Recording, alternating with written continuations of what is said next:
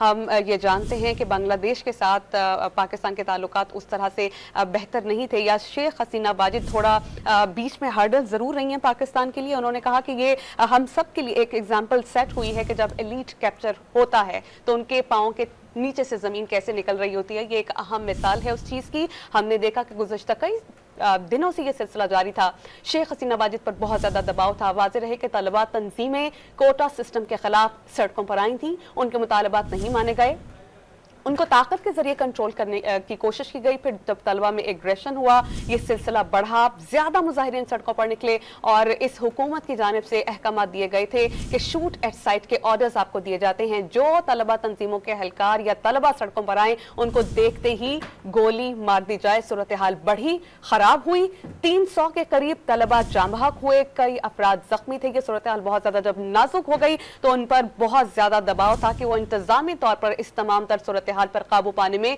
नाकाम रही हैं, वो अपने ओहदे से मुसाफी हो जाएं। और जैसे कि हुमा बकाई साहबा हमसे बात कर रही थी कि उनका ये कहना था कि 3 दिन पहले ही ये रियलाइज कर लिया गया था फौज की जानिब से कि अब सूरत हाल काबू में आ नहीं सकती।